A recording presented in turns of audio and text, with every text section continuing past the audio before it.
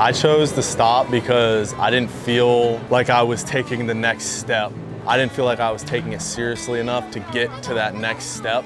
So I took that step away, and in the back of my head, I kind of thought that I might come back at some point, because I never made that announcement and said, hey, I'm retiring, I'm done from baseball. I just kind of stopped playing.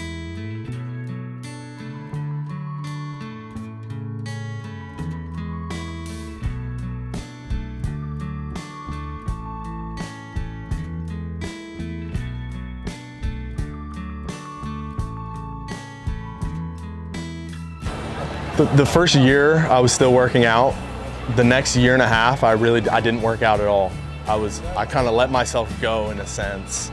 And it was kind of a place where, you know, I was emotionally not in a good place. And I was kind of like trying to figure out what I wanted to do and where I wanted to go. And I was kind of stuck and lost and just in a bad place, you know, emotionally and physically as well.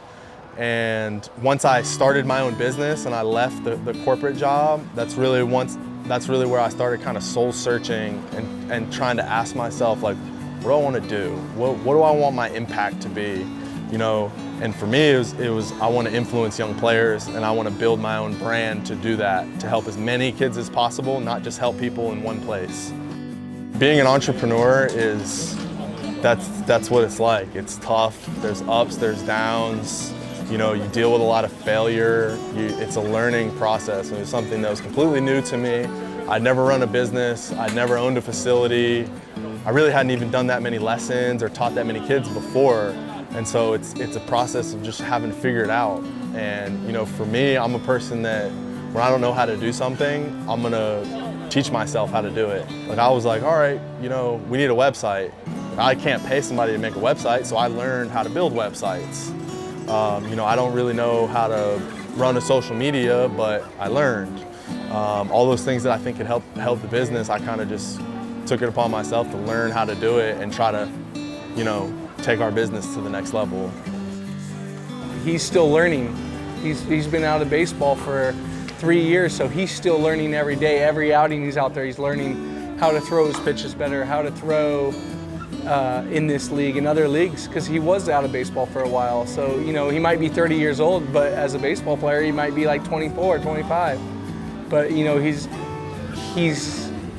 got a really good quality about himself, is he's able to self-coach himself and be able to tell himself, hey, this is how I can fix it, which a lot of people can't do.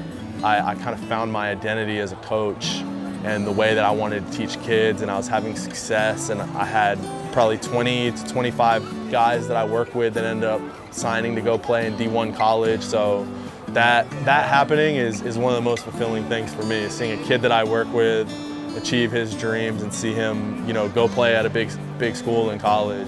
There's no feeling better than that in my mind.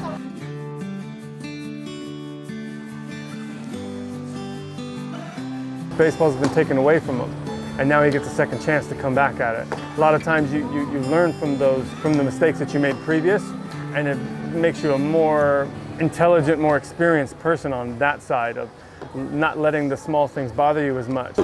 I'll never forget the day that I decided that I had said I was going to come back and play. I was making videos for all the pitching drills, and so I'm throwing our weighted balls, and I'm doing all these drills, and I'm like, you know what? I feel pretty good. I feel good doing these. You know, I feel like I have an idea of what I'm doing, and I'm throwing my bullpen. I'm sitting 90, 91, which when I used to play, I was like an 86, 87 kind of guy. And the pro pitchers are sitting in there like, man, why aren't you playing?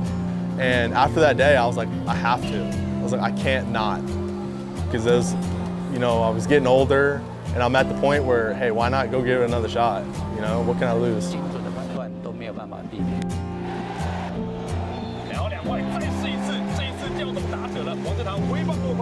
A lot of the things that I, you know, preach to kids, I have to then sit back and be like, okay, I need to do that. You know, I need to be about the things, you know, that I'm trying to teach kids. And so coming back after, I look at things differently, and I take a little bit more mature and professional of an approach than I used to.